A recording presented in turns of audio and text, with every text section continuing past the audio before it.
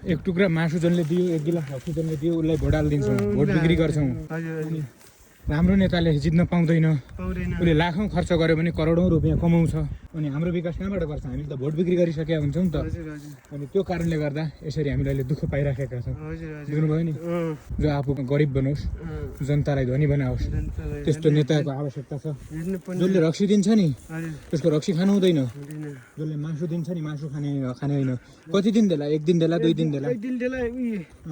Vote माग्न आउनेलाई दिन पैसा हेर्न आउँदैन, जितेर आमा ठाउँमा बस्छ, गाउँमा यस्तो छ भने पिरा त बुझ्दैन नि त्यो नेताले।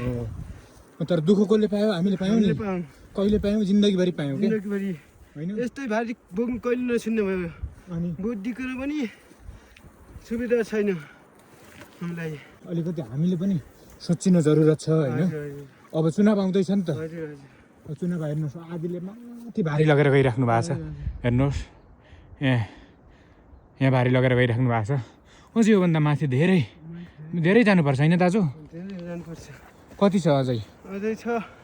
अब पाइलो लाग्नु पऱ्यो। पाइलामा पर थालै उकालो लाग्छ गाउँ नपुगुन्जेलमा। हजुर त्यही छ। धेरै हिँड्नुपर्छ है? हजुर।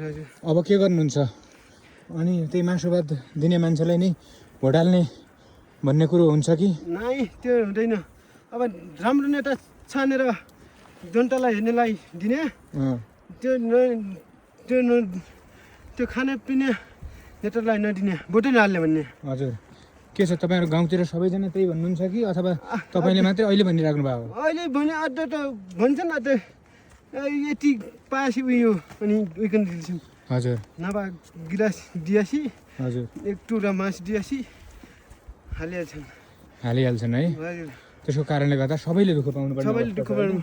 अब एकले चोर्छ, सबै चोर भनिन्छ। अब के भन्नुहुन्छ? नेता आउँदै गर्दाखेरि अघिल्लोचोटि जुन गाडी घोडा पुगाउँछु भनेको थिएँ, जनले खाजा दिए उनलाई राजा बनाउने भन्ने, जनतालाई सेवा सुविधा नदियो उसलाई भोट पनि नदिने, भोटै नहाल्ने भन्ने होइन। सुरुमा त जसले पनि त्यही भनिहाल्छ नि त। त्यही भनिहाल्छन् नि। पछि तर काम गर्दैनन् जितिसकेपछि। त्यही भन्नु। कसले गाउँमा जितिसक्यो भने गाउँमा हेर्न कोही आउँदैन, नेता कोही आउँछन्। नेता धनी हुने भए, जनता गरिब हुने भए।